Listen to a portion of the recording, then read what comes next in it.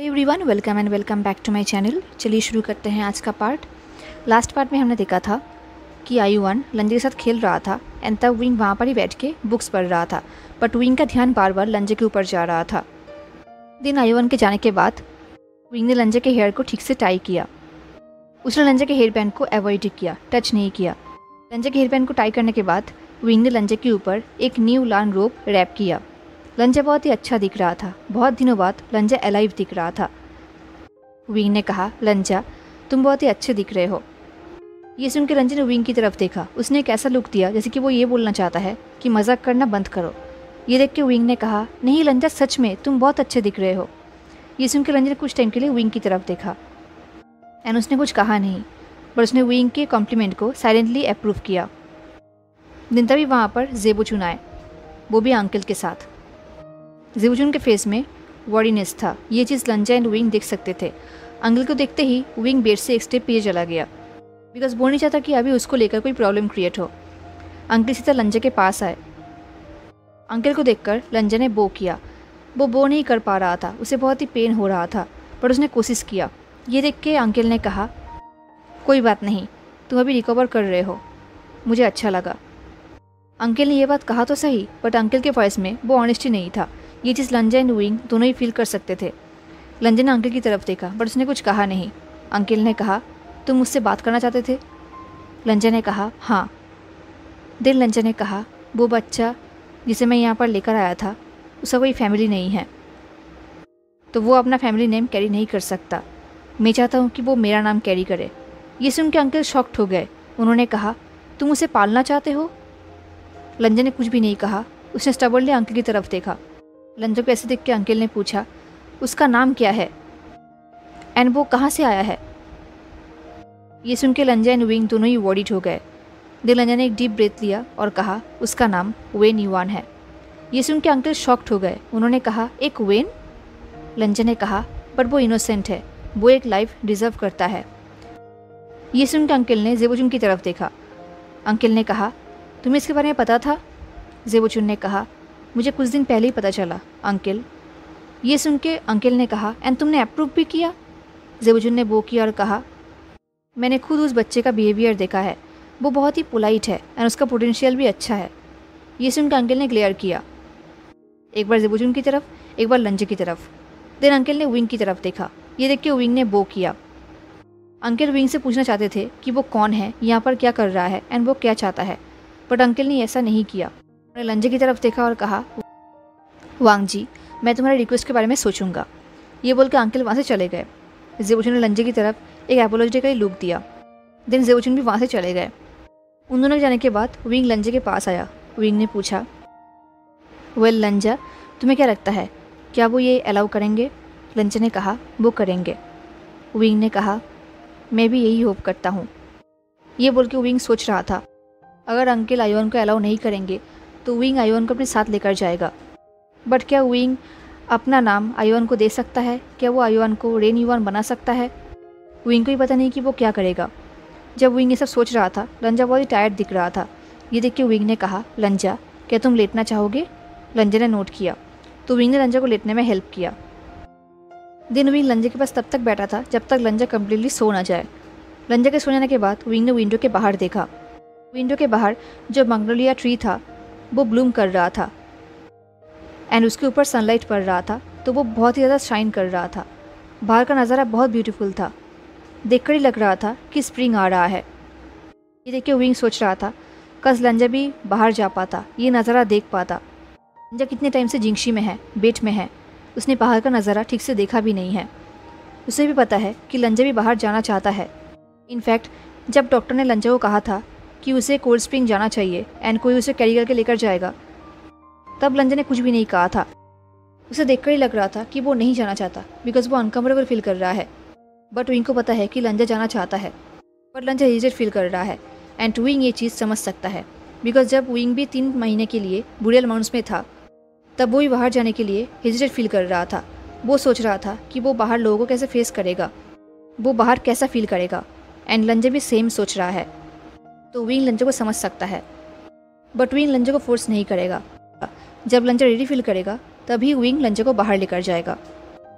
उस रात को जब विंग गहरी नींद में था तब एक आवाज़ हुआ एंड उस आवाज़ की वजह से विंग का नींद टूट गया। वो आवाज़ उसका नाइटमेयर नहीं था बल्कि लंजा पेन में चिल्ला रहा था। सुनते ही विंग अपने रूम से लंजा के रूम की तरफ जाने लगा, वो भी दौड़ के। विंग के पैर में उसका ब्लैंकेट रैप हो चुका था, वो नीचे गिरने ही वाला था, पर फिर भी वो नहीं रुका। वो दौड़ के लंजा के पास चला गया। उसने कहा लंजा। विंग ने देखा कि लंजा बहुत ही बुरी तरीके से स्वेटिंग कर रहा है एंड उसका बॉडी कांप रहा है। ये देख के विंग ने कहा लंजा क्या हुआ है। लंजा ने पेनफुली कहा शायद मैंने नींद में मूव किया था।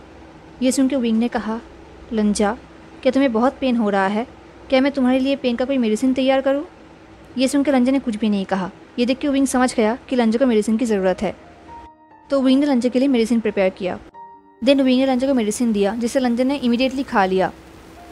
देन विंग ने पूछा लंजा अब तुम कैसे फील कर रहे हो। लंजा ने कहा मैं ठीक हूँ, बट विंग को पता है कि लंजा बिल्कुल भी ठीक नहीं है, लंजा झूठ बोल रहा है। विंग ने कहा लंजा कम ऑन, मैं देख सकता हूँ कि तुम बिल्कुल भी ठीक नहीं हो, तुम्हें कहाँ पेन हो रहा है, क्या मैं देख सकता हूँ। लंजा ने कहा देन विंग लंजा के हर एक वुंड को चेक करने लगा। लंजा ने कहा शोल्डर ब्लेड के बीच में। सुन के विंग ने पूछा क्या मैं उस वुंड को टच कर सकता हूँ, मुझे उसे फील करना होगा। लंजा ने कहा लंजा के परमिशन मिलने के बाद विंग लंजा के वुंड्स को टच करने लगा एंड लंजा पेन से फ्रिंज करने लगा। ये देख के विंग ने कहा I am so sorry. Then विंग ने कहा लंजा आई डोंट थिंक ये वुंड फिर से रीओपन हुआ है, आई थिंक तुमने सही कहा, तुमने स्लीप में ही मूव किया होगा। ये सुन के लंजा ने कहा शायद मैंने अपने आप को टर्न करने की कोशिश किया था, अपने बैक के ऊपर सोने का आदत है। ये सुन के विंग ने कहा मैं समझ सकता हूँ लंजा, बट अभी के लिए तुम कुछ भी नहीं कर सकते। ये सुन के लंजा ने नोट किया, बट विंग को बहुत बुरा लग रहा था। लंजा को इतना पेन हो रहा है, वो ठीक से सो भी नहीं पा रहा। कुछ टाइम बाद विंग ने पूछा लंजा क्या अब तुम्हें बेटर फील हो रहा है। लंजा ने कहा नहीं। विंग ने कहा क्या मैं डॉक्टर्स को बुलाऊं, शायद वो लोग कुछ कर सकेंगे, मुझे इतना भी नॉलेज नहीं है। डॉक्टर्स के नाम सुनते ही लंजा ने कहा बिल्कुल नहीं। विंग ने कहा ओके देन अब क्या मेरे मेडिसिन से ये पेन ठीक हो जाएगा। लंजा ने कहा शायद, बट इससे विंग कन्विंस नहीं हुआ। उसने कुछ टाइम बाद कहा लंजा। लंजा ने कहा बोलो। विंग ने कहा क्या तुम एक एडवेंचर करना चाहोगे। लंजा ने कहा एडवेंचर। विंग ने कहा हाँ। अगर मैं तुम्हें कैरी करूँगा तो क्या तुम टॉलरेट कर पाओगे, आई मीन जेंटली। लंजा ने कहा तुम्हारा मतलब। विंग ने कहा हाँ चलो कोल्ड स्प्रिंग जाते हैं, इससे तुम्हारा पेन थोड़ा कम हो सकता है। लंजा ने कहा विंग। लंजा बिल्कुल शॉक्ड हो गया था। विंग ने कहा अगर तुम चाहो तो ऑफ कोर्स, क्या हमें ट्राई करना चाहिए। लंजा ने कहा बट कर्फ्यू तोड़ना रूल्स के खिलाफ है। ये सुन के विंग ने कहा बीमार इंसान के लिए रूल्स लागू नहीं होता, ये बात तो तुमने ही कहा था ना। ये सुन के लंजा को हंसी आ रही थी। विंग ने कहा क्या होगा, कोई भी तुम्हें या फिर मुझे पनिशमेंट नहीं देगा, एंड अगर जेबोजुन को पता चला तो वो भी हैप्पी हो जाएंगे। ये सुन के लंजा ने एक डीप ब्रेथ लिया एंड उसने विंग की तरफ देखा, जैसे कि लंजा को इनसिक्योर फील हो रहा था। ये देख के विंग ने कहा पहले मुझे तुम्हें कैरी करने का ट्राई करना होगा, मुझे पता भी नहीं कि मैं तुम्हें कैरी कर पाऊंगा भी या नहीं, दिन बात का बाद में सोचेंगे, ठीक है। ये सुन के लंजा ने नोट किया, बट वो अभी तक कन्विंस नहीं था। विंग ने कहा ओके तो अब मैं तुम्हें कैरी करूँगा, ठीक है। ये बोल के विंग लंजा को फिर से बैठाने लगा। लंजा को पेन हो रहा था, ये विंग देख सकता था। विंग ने कहा तुम्हें बैक में कैरी करना बहुत ही ईजी होगा, बट आई डोंट थिंक कि तुम अपने हाथों को मेरे ऊपर रैप कर सकते हो, राइट। लंजा ने कहा नहीं कर सकता। विंग ने कहा ठीक है। फिर विंग को एक आइडिया आया। उसने लंजा को अपने कंधों पर उठा लिया, उसने अपने हाथों को पीछे से लंजा के वेस्ट में रैप कर लिया। लंजा का पैर विंग के कंधों पे था, इससे लंजा को पेन फील नहीं होगा। विंग ने पूछा क्या ये ठीक है।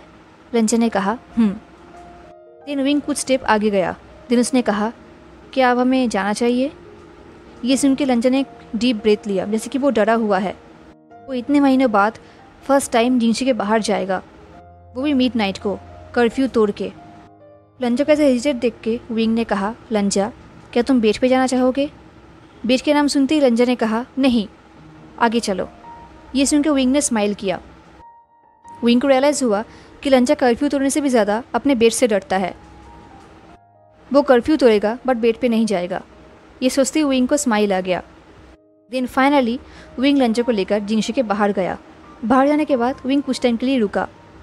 वो चाहता था कि लंजा बाहर का वेदर फील करे। वो बहुत टाइम बाद जिंगशी के बाहर जा रहा है, उसे वेदर से एडजस्ट करना होगा, उसे फील करना होगा।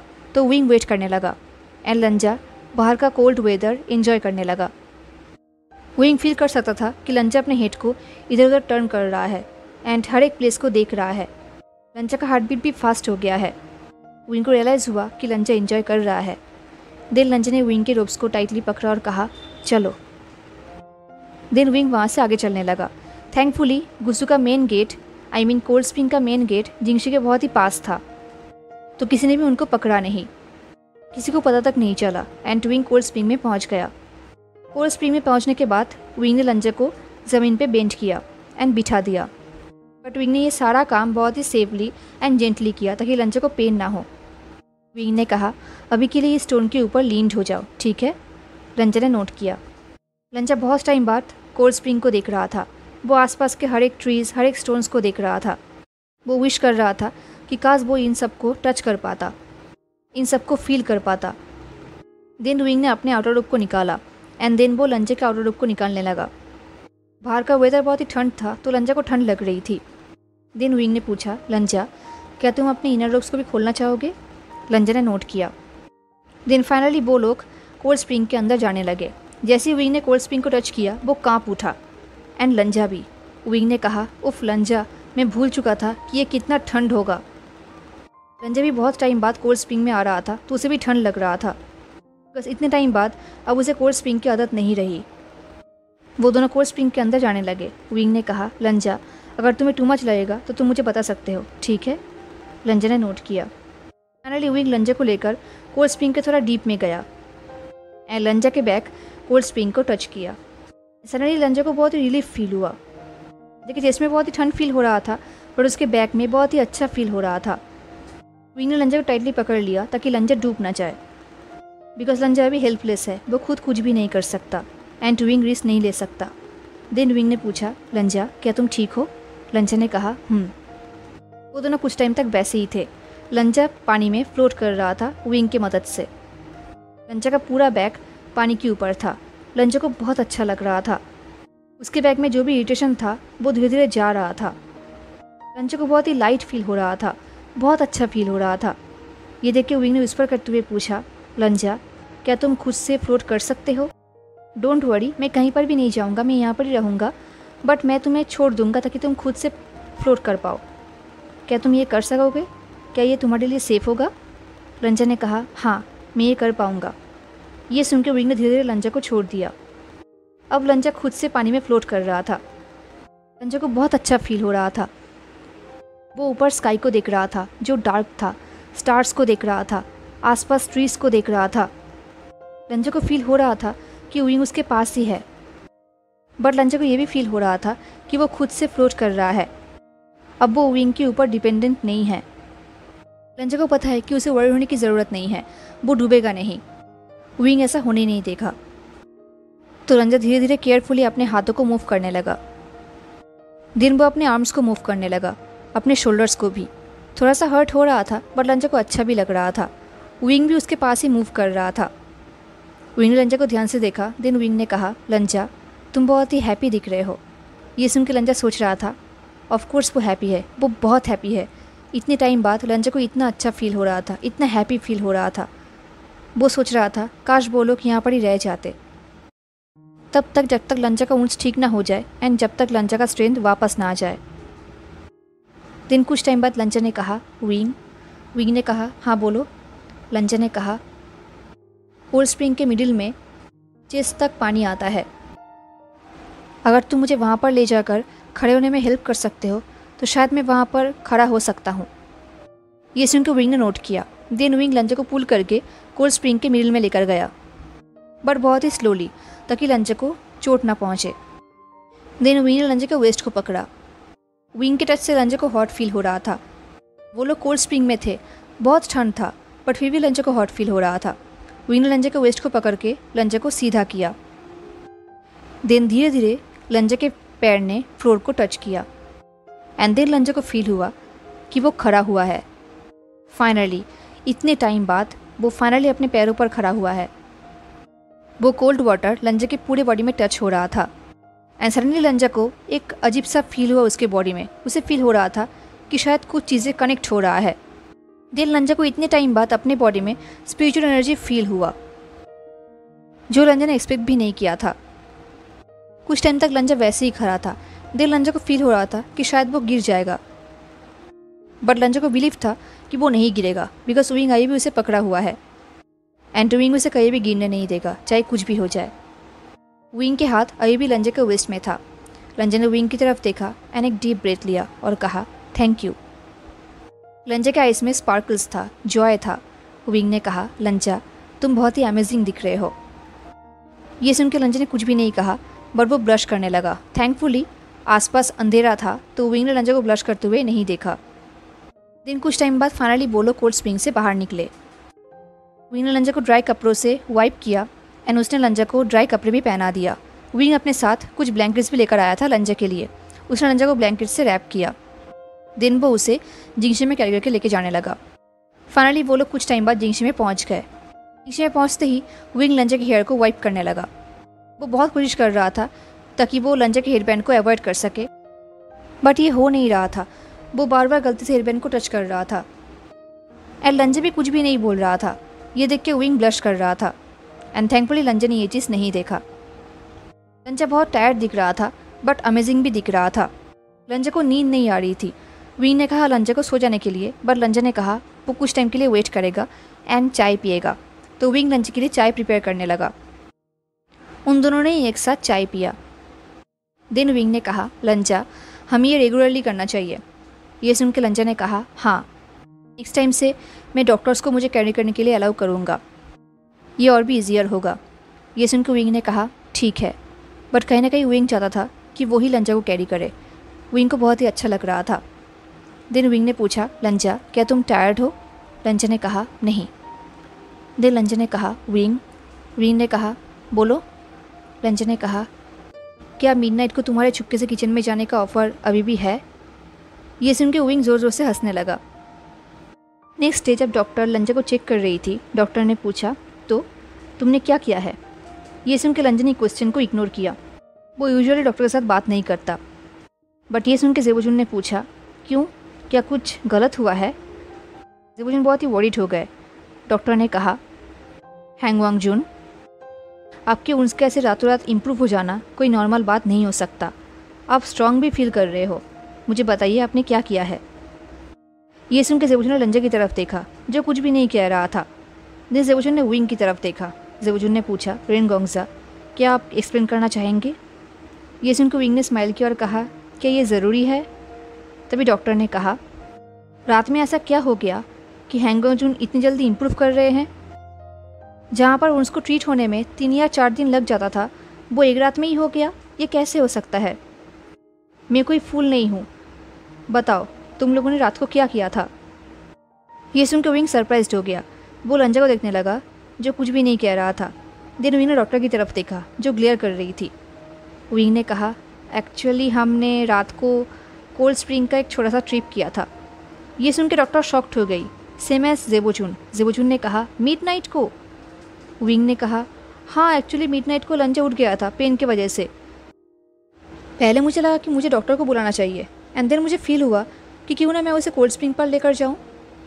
एंड ट्रस्ट मी, हमें बहुत मज़ा आया। ये सुन के डॉक्टर ने अपने हेड को शेक किया। डॉक्टर ने कहा आई सी। मैं तो यही सजेस्ट करूँगा कि हैंगवांग जुन को हर रोज़ कोल्ड स्प्रिंग पे जाना चाहिए। अब रात में भी जा सकते हैं या फिर दिन में भी, वो आपकी मर्ज़ी। एटलीस्ट मैं एक बार आपको अपनी आंखों से कोल्ड स्प्रिंग में देखना चाहता हूँ ताकि मैं आपको एग्जामिन कर सकूँ। अगर आप ऐसे ही इम्प्रूव करते रहे तो बहुत जल्दी आप ठीक हो जाएंगे एंड समर के एंड में ही आप तलवारबाजी भी कर सकेंगे एंड शायद आपका स्पिरिचुअल एनर्जी भी वापस आ जाएगा। ये सुन के लंजा ने कहा मैंने फ़ील किया है। डॉक्टर ने कहा आपने क्या फ़ील किया है? लंजा ने कहा स्पिरिचुअल एनर्जी। जब मैं पानी में था तब मैं खड़ा भी हुआ था एंड मैंने स्पिरिचुअल एनर्जी फ़ील किया था। ये सुन के विंग भी शॉक्ड हो गया। वो भी ये पहली बार सुन रहा था एंड ये चीज़ ज़ेबोजुन ने नोटिस किया। जेबोचुन ने अपने भाई की आंखों में एक्साइटमेंट देखा है। ये देख के जेबोचुन को बहुत अच्छा लगा। डॉक्टर ने कहा, अब तो आपको डेफिनेटली कोल्ड स्प्रिंग जाना चाहिए। मुझे ये सुन के बहुत अच्छा लगा। जेबोचुन, कोल्ड स्प्रिंग में जाने की वजह से हैंगओंगजुन की बॉडी में पॉजिटिव इफेक्ट हुआ है। आई नो उन लोगों ने कर्फ्यू तोड़ा है, बट प्लीज़ आप उन्हें पनिशमेंट मत देना। ये सुन के जेबोचुन इससे पहले कुछ कहते, विंग ने कहा, एक्चुअली हमने कोई कर्फ्यू नहीं तोड़ा है। आई मीन हमने जो कुछ भी किया है वो हेल्थ के लिए था ना, एंड रूल्स के मुताबिक बीमार आदमी के लिए ये रूल्स लागू नहीं होता। तो आई डोंट थिंक कि हमने कोई रूल्स तोड़ा है। ये सुन के जेबोचुन को हंसी आ गई। उन्होंने स्माइल की और कहा, डोंट वरी, आपको कोई भी पनिशमेंट नहीं मिलेगा, बट मैं आपको यही सजेस्ट करूँगा कि नेक्स्ट टाइम से आप लोग कोल्ड स्प्रिंग में डे टाइम में ही जाइए, रात को नहीं। विंग ने कहा, ठीक है। एंड लंजर ने भी नोट किया। जेबोचुन ने लंजर एंड विंग को ध्यान से देखा। वो फील कर सकते थे कि वो दोनों कितने एक्साइटेड है, वो दोनों कितने हैप्पी है, उन लोगों ने कितने एंजॉय किया है। ये देख के जेबोचुन सोच रहे थे, क्या वांग जी फिर से अपनी लाइफ में वापस आ रहा है? क्या वो फिर से अपने वर्ल्ड में वापस आ रहा है? अगर ऐसा हुआ तो जेबोचुन सबसे ज़्यादा हैप्पी फील करेंगे। लंजर से मिलने के बाद जेबोचुन अंकल के पास गए। जेबोचुन बहुत हैप्पी थे, वो स्माइल भी कर रहे थे। ये देख के अंकल ने पूछा, तुम इतने हैप्पी क्यों हो? जेबोचुन ने कहा, वांग जी आज बहुत ही अच्छा फील कर रहा है। डॉक्टर ने कहा है कि वो बहुत जल्दी ठीक हो जाएगा एंड समर के एंड में ही वो तलवारबाजी भी कर पाएगा। ये सुन के अंकल को थोड़ा रिलीफ फील हुआ एंड जेबोचुन ये चीज़ देख सकते थे। जेबोचुन को पता है कि अंकल भी वांग जी की तरह ही है, वो अपने फीलिंग को एक्सप्रेस नहीं करते, बट जेबोचुन उन्हें समझ सकते हैं। देन अंकल ने पूछा, ज़िचेन मुझे बताओ, वो लड़का जो वांग जी के साथ है वो कौन है एंड वो क्या चाहता है? जेबोचुन को मालूम था कि उन्हें एक दिन ये क्वेश्चन फेस करना ही पड़ेगा, बट जेबोचुन के पास कोई आंसर नहीं था। तो जेबोचुन ने कहा, I am sorry uncle, but मेरे पास कोई सेटिस्फाइड एक्सप्लेनेशन नहीं है। ये सुन के अंकल फ्रॉन्ट हो गए। अंकल ने पूछा, एंड तुम फिर भी उन्हें टॉलरेट कर रहे हो? जेबोचुन ने कहा, मैंने उन्हें एज अ गेस्ट स्टे करने के लिए कहा था, बट वांग जी उसके साथ कंफर्टेबल फील कर रहा है, बिल्कुल आईवन की तरह। एंड रेनगोंगजा भी एजुकेटेड है। अंकल ने पूछा, पर उसका बैकग्राउंड का क्या? वो कहाँ से आया है? मैंने इससे पहले कहीं भी रेन सेक्ट का नाम भी नहीं सुना था। ये सुन के जेबोचुन ने कहा, मुझे भी नहीं पता कि वो कहाँ से ट्रेंड हुए हैं, बट उनका कल्टीवेशन बहुत ही हाई है। हाँ, ये बात सच है कि वो बहुत ही प्रेस्टिजियस फैमिली से बिलोंग नहीं करते, एंड शायद उनके फैमिली में सिर्फ वही जिंदा है, बाकी और कोई भी नहीं। शायद सब लोग उसी वॉर के शिकार हो गए होंगे। ये सुनकर अंकल ने कहा, इसका मतलब रेनगोंगजा के अंदर विभूषण के लिए कोई सिंपैथी नहीं है? देन वांग जी उसे अलाउ कैसे कर रहा है? ये सुन के जेबोचुन को हंसी आ गई, बट कहीं ना कहीं ये बात सच है। तो जेबोचुन ने कहा, वो बच्चा आई-1 शायद रेनगोंगजा ने ही उसे सेव किया था, शायद इसलिए वांग जी उसे अलाउ कर रहा है। ये सुन के अंकल ने नोट किया। दिन वो लोग चाय पीने लगे। जेबोचुन सोच रहे थे, उन्होंने इससे पहले इतना झूठ कहीं भी नहीं बोला था, बट अभी उनके पास और कोई ऑप्शन नहीं था। अगर वो सच बोल देते हैं तो सब कुछ बिगड़ जा सकता है, जो जेबोचुन नहीं चाहते। तो अभी के लिए उन्हें झूठ बोलना ही पड़ेगा। अंकल ने कहा, तो वांग जी उसे अकेला पालना चाहता है? जेबोचुन ने कहा, हाँ। अंकल ने पूछा, तुम्हें क्या लगता है, क्या वो चाइल्ड लान फैमिली के लिए ठीक है? जेबोचुन ने कहा, वो बिल्कुल ठीक है, परफेक्ट है। उसके बुखार की वजह से वो अपना पुराना सारा मेमोरी भूल चुका है। उसे पता भी नहीं कि वो ओवन फैमिली से बिलोंग करता है, तो वो यहाँ पर अच्छे से रह सकता है, कोई भी प्रॉब्लम नहीं होगा। अंकल ने कहा, तो किसी को भी उसके आइडेंटिटी के बारे में नहीं पता? जेबोचुन ने कहा, वांग जी को, रेनगोंगजा को, आपको एंड मुझे, सिर्फ इन चारों को ही पता है और किसी को भी नहीं। अंकल ने कहा, तो जब तक उसका मेमोरी वापस ना आ जाता तब तक उसका आइडेंटिटी रिवील होने का कोई डर नहीं है, राइट? जेबोचुन ने कहा, हाँ। ये बोल के जेबोचुन ने स्माइल किया। ये देख के अंकल फ्रॉन्ट हो गए। अंकल ने कहा, स्माइल करने की ज़रूरत नहीं है सीचेन, मैंने अभी तक अपना अप्रूवल नहीं दिया है। ये सुन के जेबोचुन ने वो किया।